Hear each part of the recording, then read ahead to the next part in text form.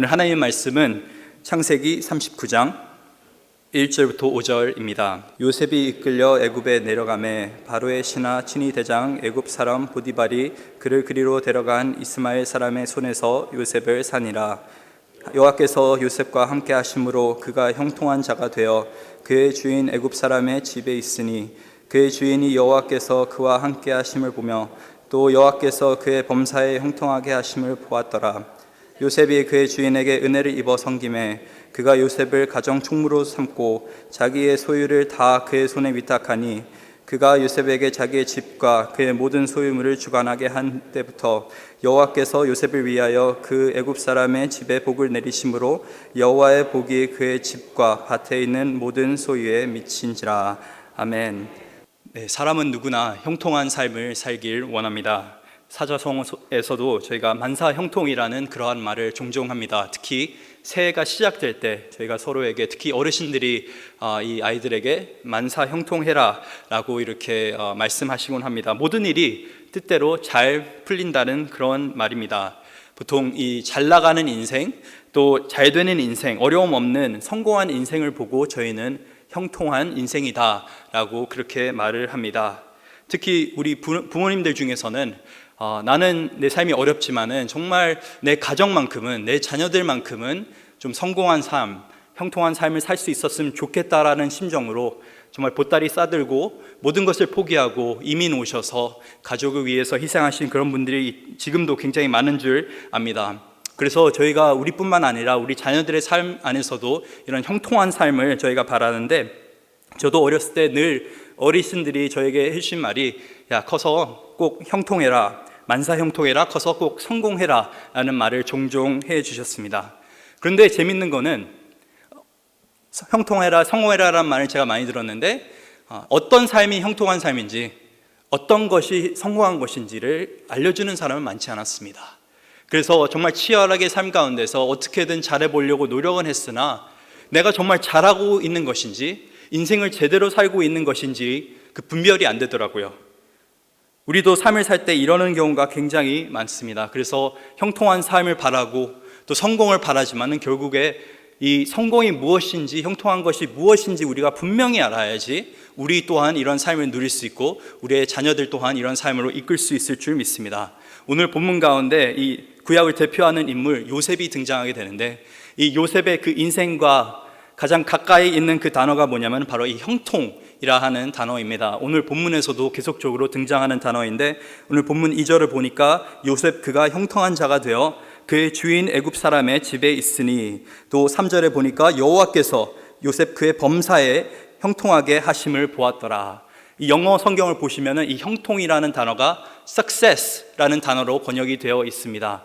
성공이라는 단어를 말하고 있다는 것이죠. 그래서 39절에도 이 형통이라는 단어가 또다시 등장하게 되는데, 즉 요셉의 인생은 하나님 보시기에 형통한 인생, 또 성공한 인생이었다는 것을 성경은 분명히 기록하고 있는 것입니다. 그래서 오늘 이 요셉의 인생을 통해서, 특별히 오늘 본문에 있는 내용을 통해서 형통한 삶이란 무엇인가, 이 형통한 삶의 두 가지 특징을 저희가 함께 살펴보기를 원합니다. 첫 번째로, 형통한 삶은 하나님께서 함께 하시는 삶입니다.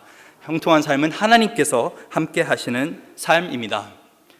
사실 요셉의 인생을 보면은 저희가 흔히 생각하는 그런 잘 나가는 인생은 아닙니다. 물론 막판에 정말 일이 잘 풀려서 그가 나중에 이집트의 총리가 되었고 또 사회적으로 권위가 있는 그런 위치에 자리를 잡았지만은 그의 인생 전반부는, 특히 젊은 시절은 그야말로 고난의 연속이었습니다. 창세기 37장부터 이 요셉의 이야기가 쭉 등장하게 되는데, 요셉이 17살 때 정말 아버지의 사랑을 너무나 받으면서 채색 옷을 입으면서 정말 귀한 도련님으로 그렇게 살다가 형들 10명에게 왕따를 당하고 결국엔 버림을 받는 그런 사건이 등장하게 됩니다. 이 형들이 그냥 동생이 그냥 꼴 보기 싫어서 장난으로 구덩이에 이 요셉을 밀어 넣은 것이 아니라 정말 죽이고자 하는 마음으로, 없애고자 하는 마음으로 정말 그 시기와 질투가 너무나 커서 요셉을 깊은 구덩이 속에 이렇게 빠뜨렸습니다. 물도 없고 빛도 들어오지 않는 그 상황 가운데서 요셉이 그 구덩이 안에서 형들에게 살려달라고 아마 외쳤겠죠. 근데 성경을 보니까 그 구덩이 위에서 형들이 뭘 하고 있냐면 밥을 드시고 계십니다. 참 대단한 것 같습니다. 동생이 그렇게 고생하면서 죽어가고 있는데 그 위에서 밥을 먹고 있는데, 그래 토의가 시작됩니다. 야, 얘를 어떻게 해야 될까? 죽이자 하니 내 손에 피를 묻히기엔 좀 그렇고, 근데 마침 지나가는 상인이 있어서 그 상인한테 팔아 넘기자. 우리 손으로 이 얘를 죽이기보다는, 우리 손에 피를 묻히기보다는 상인에게 팔면은 적어도 우리가 돈을 좀 벌진 않겠느냐. 그래서 이 20냥의 이 형들은 동생의 그 목숨을 이 상인에게 맡기게 됩니다. 결국에는 살인 대신에 인신매매를 결정하게 된 것이죠. 이렇게 은 20냥의 요셉은 애굽의 노예로 팔려가게 됩니다. 정말 파란만장한 인생을 요셉은 살았습니다. 아버지 야곱의 사랑을 듬뿍 받았던 그 아들 요셉이 이제는 주인이 있는 그런 종의 생활을 하게 되고 정말 낮고 천한 그런 하인의 생활을 하게 되는 것입니다. 그뿐만 아니라 17살에 말도 통하지 않는 곳에 가서 정말 가족 없이 문화도 완전히 다른 곳에서 이제 살아남아야 되는 그 인생.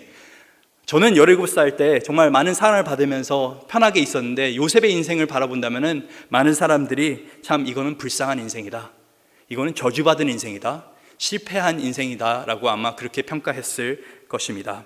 어떻게 보면은 이 요셉의 인생은 형통이라는 그 단어와는 전혀 어울리지 않는 그러한 인생이었습니다. 그런데 오늘 본문 2절과 3절에 이렇게 성경은 기록을 합니다. 여호와께서 요셉과 함께 하심으로 그가 형통한 자가 되어 그의 주인 애굽 사람의 집에 있으니 그의 주인이 여호와께서 그와 함께 하심을 보며 또 여호와께서 그의 범사에 형통하게 하심을 보았더라. 형들에게 버림을 받고 부모와 생이별을 하고 또 물건처럼 팔려서 이제는 종의 신분이 되었는데, 성경은 이 요셉의 삶이 형통했다라고 그렇게 기록하고 있습니다. 이 형통이라는 단어는 요셉이 나중에 출세해서 총리가 되었을 때 이제서야 그가 형통했다라고 성경은 기록하지 않습니다. 인생의 밑바닥에서 정말 낮고 천한 그곳에서 요셉의 그 인생이 형통했다고 성경은 기록하고 있는 것입니다. 그 많은 어려움과 고난 속에서도 요셉의 인생은 형통했습니다. 왜요? 여호와 하나님이 그와 함께 하심으로. 계속적으로 이 형통이라는 단어와 같이 등장하는 그 구절이 뭐냐면은 여호와께서 요셉과 함께 하심으로. 그렇기 때문에 형통한 삶은 하나님과 함께하는 삶인 줄 믿습니다. 요셉의 인생은 쉽게 말해 내리막길 인생이었습니다. 이 아들에서, 사랑받는 아들에서 구덩이 안으로 요셉이 내려갑니다. 그런 다음에 이 구덩이 안에서 끄집어냈는데, 그 다음에 성경이 뭐라고 말하냐면 애굽으로 얘가 팔려서 갔다고 그렇게 기록을 합니다. 그 다음에 애굽으로 팔려 내려갔는데 그 다음에 또 종의 모습으로 내려가게 됩니다. 그 다음에 또 종으로 이렇게 살아가다가 어느 정도 좀 인생이 잘 풀리나 싶었는데, 그래도 주인이 마음에 들어해서 어느 정도 좀 삶이 안정되나 싶었는데, 또 이 미세스 보디발이 가만 냅두질 않죠. 그래가지고 정말 불미스러운 그런 사건에 연루되어서 정말 누명을 쓰고 성범죄자로 낙인을 받고 또 어디로 가겠습니까? 감옥으로 내려가게 됩니다. 어떻게 보면 계속적으로 고난의 연속, 어려움의 연속, 내리막길 인생을 요셉은 살았는데, 그런데 여기서 우리가 봐야 되는 중요한 사실이 있습니다. 요셉의 인생 가운데 정말 많은 내리막길들이 있었지만은 그 모든 내리막길 가운데 하나님께서 함께 하셨다라는 중요한 사실입니다. 이것이 요셉의 삶을 형통하게 만드는 것입니다. 그렇기 때문에 요셉이 가족에게 버려졌어도, 또 믿었던 주인이 그를 감옥으로 보내도, 또 감옥에서 꿈을 풀이해 준 은혜를 입었던 술관장이 요셉을 잊어도 하나님께서는 요셉을 버리지 아니하셨기 때문에, 하나님은 늘 요셉과 동행하셨기 때문에 요셉의 삶 가운데는 충만한 은혜가 있었던 것이었습니다. 요셉이 고난 속에서도, 어려움 속에서도 희망을 잃지 않고 믿음을 잃지 않고 하나님께 철저하게 순종하면서 살아갈 수 있었던 그 삶의 원동력은 뭐였냐면 하나님의 동행하심이었습니다. 제가 대학교를 졸업하고 나서 이 선교 훈련을 한 6개월 정도 받았습니다. 그러고 나서 이 유럽에 한 2주간 여행할 기회가 있었습니다. 정말 꿈과 같은 그런 일이었죠. 많은 도시들을 돌아다니면서 정말 유명하다라는 곳은 다 제가 가봤습니다. 2주간. 그런데 그 여행은 제 인생에 있어서 가장 최악의 여행으로 저는 꼽을 수가 있습니다. 왜냐하면은 그 여행지는 너무나 아름다웠는데, 제가 봤던 그 모습들은 너무나 아름다웠는데 저 혼자 여행했거든요. 그래서 내가 보고 있는 이 장면들을, 이 순간들을 다른 사람과 나눌 수도 없고 누릴 수도 없고, 그래서 한 2주가 다 돼가는 그 시점에서 저는 계속적으로 참 이 여러 가지 아름다운 이 건물들을 보고 또 미술 작품들을 보면서 했던 생각이 집에 가고 싶다라는 생각밖에 하지 않았습니다. 이 20대 초반에 이런 여행을 했는데, 제가 30대 초반에 제 인생에서 가장 즐거운 여행을 하게 됩니다. 바로 신혼 여행.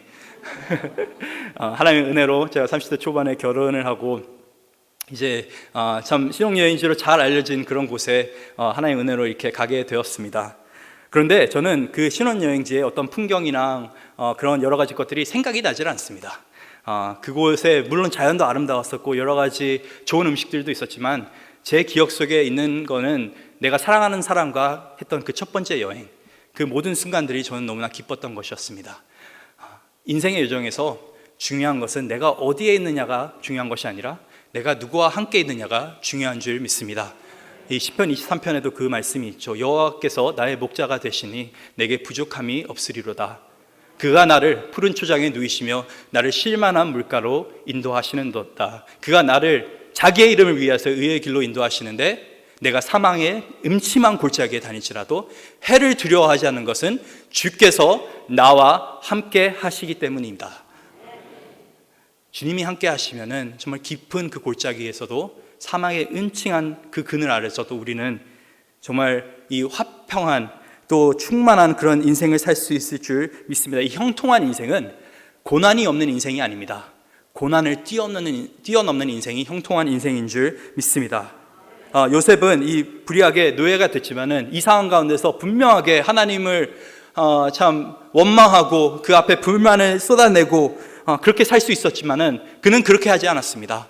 모든 사람이 자기를 배신하고 버려도 하나님께서는 함께 하신다는 그 사실을 요셉은 기억하고 있었기에 그는 하나님을 배반하면서 살지 않았습니다. 하나님께 철저하게 순종하면서 자신에게 맡겨진 그 일에, 비록 하인이지만은 내가 종으로 살고 있지만은 그 자그마한 일에도 충성하면서 살았습니다. 오늘 본문에는 요셉이 하루아침에 갑자기 집안의 모든 것을 다스리는 최고의 종으로 된 것 같이 보이는데, 수많은 그 시절, 오랜 세월이 지나간 것을 성경학자들은 여기서 보게 됩니다. 왜냐하면 나중에 30살 넘어서야 이 바로의 꿈을 풀이해 주거든요. 그래서 이 오랜 시간 동안에 종노릇하면서 요셉이 철저하게 하나님께 순종할 수 있었던 그 이유는 하나님께서 함께 하시기 때문에 그렇게 그랬던 것이었습니다. 그래서 오늘 본문에 등장하는 바로의 친위 대장, 한국으로 치면은 이 대통령 경호실장이고 미국으로 치면은 Secret Service Director입니다. 대통령을 옆에서 보필하면서 위험한 인물은 제하고, 이게 계속적으로 그 사람이 하는 일이 뭐냐면은 하루 종일 사람을 보는 일을 하는 것입니다. 이 사람이 위험한 사람인지 좋은 사람인지 얼마나 눈썰미가 좋겠습니까? 그런데 오늘 본문에서 말하는 것이 이 사람 눈에 요셉이 들어왔다고 성경은 기록하고 있습니다. 이 깐깐한 보디발 눈에 이 요셉이 얼마나 마음에 들었는지 그를 너무나 신뢰해서 자기의 모든 것, 자기 집안에 있는 그 모든 것을 이 요셉이 관리하게 해줍니다. 그래서 이제 결국엔 하나님의 함께 하심 때문에 요셉이 이 보디발의 집안에서도 굉장한 위치에 오르게 되는데, 또 나중에 이제 39장 뒤에 보니까 감옥에 들어가서도 동일한 일이 벌어지게 됩니다. 이 간수장이 요셉을 관리해야 되는데 오늘 본문 22절과 23절에 이렇게 성경은 기록합니다.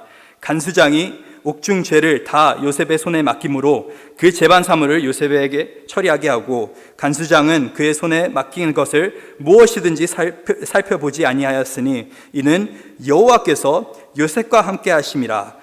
여호와께서 그를 범사에 형통하게 하셨더라. 그래서 결국 요셉은 어떤 인생을 살게 되냐면은 먼저 가정을 돌보는 그런 총괄 종이 되고, 감옥에서는 감옥을 총괄하는 그런 역할을 하게 되고, 나중에 나가서는 나라를 총괄하는 총리가 되는 것을 보게 됩니다. 하루아침에 개천에서 용난 그런 인생이 아니라 철저하게 요셉은 작은 일에도 순종했던 믿음의 사람이었습니다. 작은 일에도 순종하면서 철저하게 자기에게 맡겨진 일을 잘 처리하니까 결국에는 바로 앞에서 그런 놀라운 기회를 얻게 되었던 것이었죠. 이런 순종함이 어디에서 나오니까 하나님의 함께 하심에서 나오는 줄 믿습니다. 우리 인생도 지금 어떤 분들은 오르막길을 걷고 계시는 분들도 있을 거고, 어떤 분들은 정말 가파른 내리막길을 걷고 계시는 분들도 있을 줄 믿습니다. 어떤 분들은 참 삶이 평탄할 수도 있고, 어떤 분들은 정말 예기치 못한 어려움과 고난 속에서 하나님 왜 나에게 이런 상황이 주어졌습니까? 라고 어떻게 보면 하나님을 원망하고 또 불평하면서 살아가시는 분도 있을 줄 믿습니다. 그런데 오늘 본문에서 우리가 반드시 기억해야 되는 것은, 우리가 인생의 어떤 위치에 있든 어떤 상황 가운데 처하든 하나님께서는 우리와 함께 하시는 분이시고, 하나님 때문에 우리가 형통한 삶을 누릴 수 있다는 것입니다.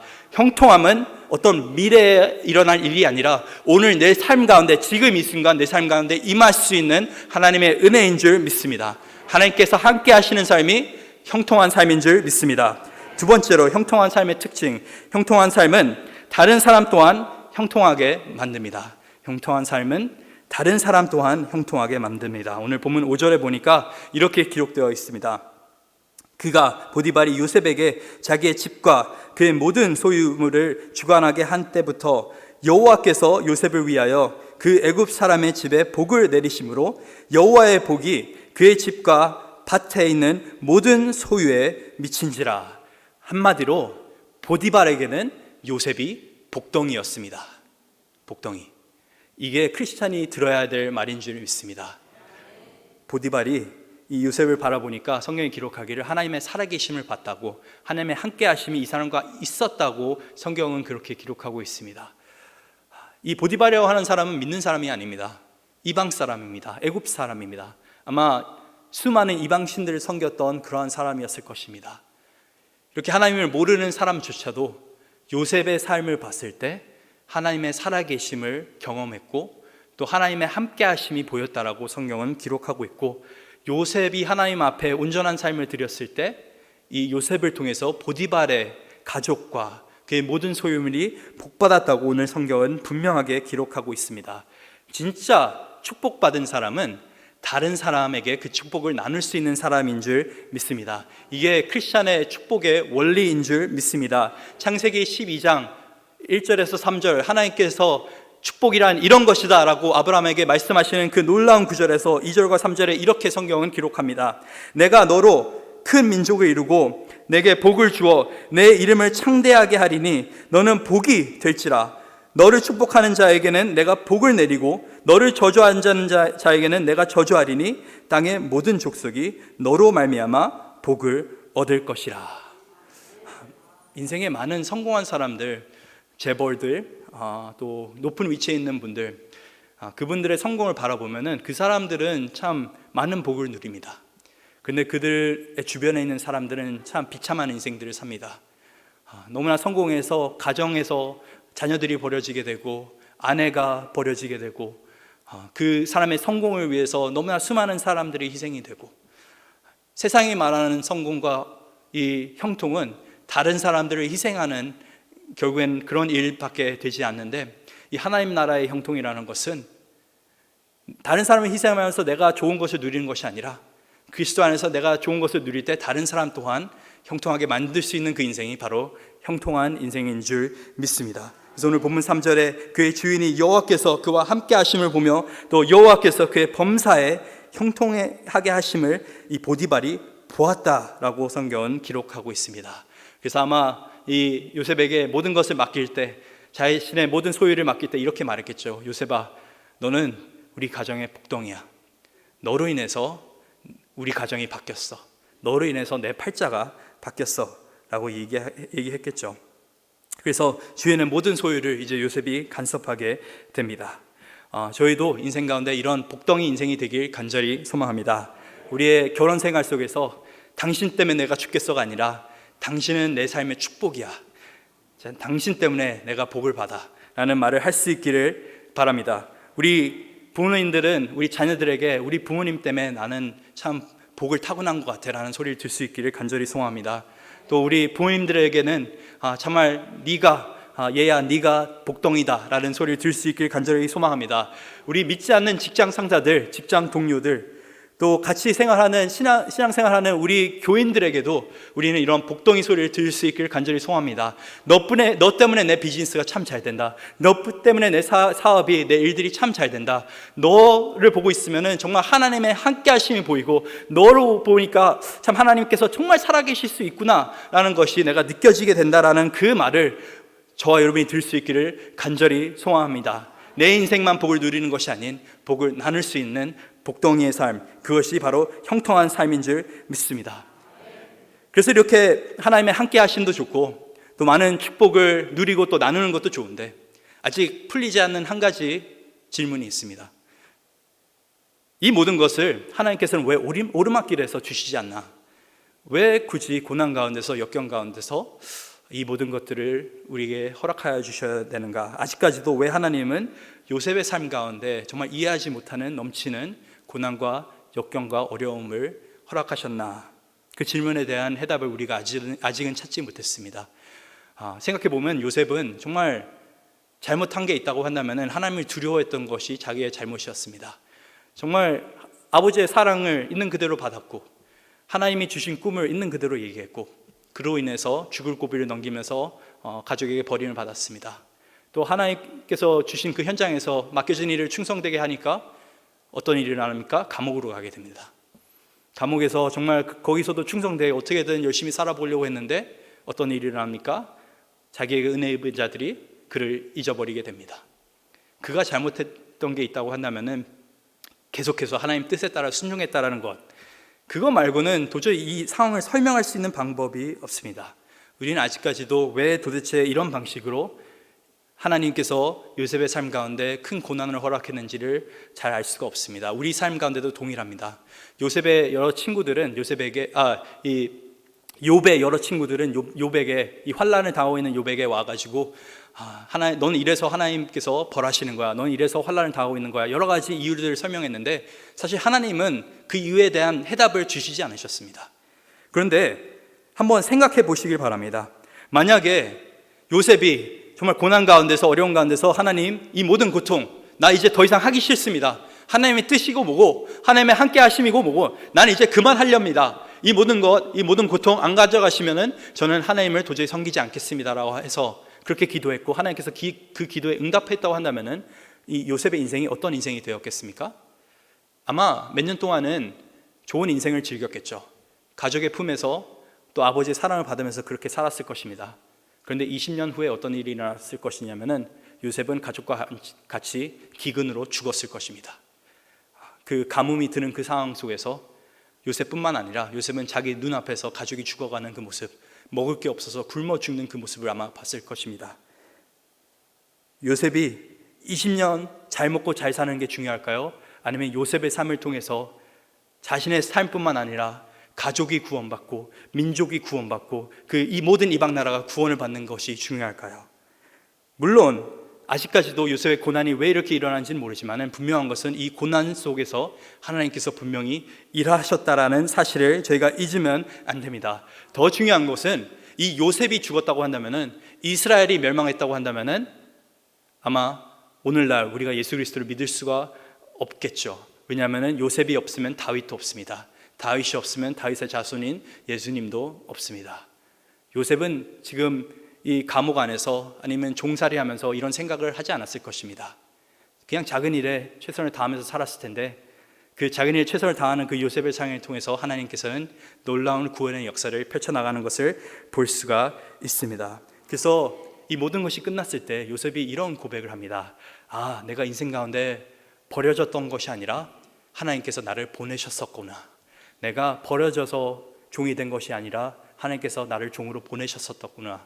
내가 감옥에 버려진 것이 아니라 하나님께서 나를 감옥으로 보내셨구나. 왜? 하나님께서는 열방을 구원하시기 위해서. 창세기 45장 5절에 이 형들한테 요셉이 이런 고백을 합니다. 당신들이 나를 이곳에 팔았다고 해서 근심하지 마소서, 한탄하지 마소서. 하나님이 생명을 구원하시려고 나를 당신들보다 먼저 보내셨나이다. 7절에 하나님이 큰 구원으로 당신들의 생명을 보존하고 당신들의 후손을 세상에 두시려고 나를 당신들보다 먼저 보내셨더니, 이 하나님의 보내심은 참 우리가 이해하지 못하는 상황 가운데서 일어나게 되는 줄 믿습니다. 그래서 계속적으로 하나님과 동행하는 그 가운데서, 믿음으로 순종하는 그 가운데서 요셉을 통해서 정말 주인의 집이 먼저 축복을 받고, 가몽이 축복을 받고, 한 나라가 축복을 받고, 주변 나라들이 축복을 받고, 더불어 자신을 버렸던 그 가족이 축복을 받고, 자신의 인생 또한 축복을 받고, 후대 이 놀라운 축복이 임하게 되는 걸 저희가 보게 됩니다. 한 사람을 통해서. 그런데 이 요셉의 이야기가 여기서 끝나는 것이 아니라, 이 요셉의 이야기를 보면은 저희가 또 한 분의 인생을 바라보게 됩니다. 바로 예수 그리스도의 삶입니다. 예수님의 삶을 생각해 보면 그분은 이 태초부터 하나님의 아들이셨습니다. 채색 옷이 아닌 영광의 옷을 입고 계셨던 그러한 분입니다. 그러나 그분이 어디로 내려오게 되십니까? 종의 모습으로 우리 인간에게 너무나 낮고 천한, 구덩이보다 더 천한 이 세상 가운데 임하게 되시는데, 그분이 은 20냥에 팔리는 것이 아니라 은 30냥에 자기의 목숨이 팔리게 됩니다. 그리고 죄수의 몸이 되는 것이죠. 그 죄수의 몸이 되는 그 상황 가운데서, 그 모든 여정 속에서 죽기까지 자기에게 주어진 그 임무를 완수하시는데, 어떻게 예수님이 그 고난의 길을, 그 십자가의 길을 걸으셨습니까? 그분이 하나님이시기 때문에 이것을 모두 인내하신 것이 아니라, 예수님께서 철저하게 말씀하시는 것은 하나님 아버지가 나와 함께 하시기에 내 뜻대로 마옵시고 아버지의 원대로 하옵소서. 예수님의 인생은 하나님 아버지가 함께하는 그런 인생이었습니다. 철저하게. 그 예수님의 인생은 자기만 형통한 그것을 누리려고 하는 것이 아니라 다른 사람을 형통하게 하는 그런 인생이었습니다. 그 예수님의 인생이 있었기에, 그 십자가의 길이 있었기에 우리가 오늘 이 자리에 서 있는 것이고, 오늘 우리가 예수님을 우리의 구주로, 우리의 주인으로 모실 수가 있는 것입니다. 자신의 민족에게도 버림을 받았고, 자신의 가족에게도 버림을 받았고, 자신의 제자들에게도 버림을 받았고, 고난 속에서 예수님께서 바라봤던 그 한 분은 그 상황 가운데서도 자신을 떠나지 않았던 하나님 아버지 그 한 분, 그 한 분 때문에 끝까지 순종해서 그로 인해서 열방의 구원을 얻게 되는 놀라운 은혜가 우리 삶 가운데 임하게 되는 줄 믿습니다. 이 하나님을 우리가 믿는다면, 예수님을 통해서 우리의 삶이 놀랍게 형통되게 되었다고 한다면, 이 예수님을 통해서 우리가 많은 것을 누릴 수 있다고 한다면, 이제는 우리 또한 예수님을 닮아서 이런 형통한 삶을 살아야 될 줄 믿습니다. 내가 어디에 있느냐 그 위치를 따지는 것이 아니라, 내가 어떤 위치에 있든 하나님께 감사하면서 나를 버리지 않는, 다른 사람들은 다 나를 버리고 무시하더라도 하나님께서는 나를 버리지 아니하시기에 우리의 인생은 끝난 게 아닙니다. 우리 인생은 이제 시작일 뿐입니다. 그래서 예수님을 닮은 그런 형통한 삶, 하나님과 동행하고 다른 사람이 형통할 수 있는 그런 삶을 살 수 있기를 간절히 축원합니다.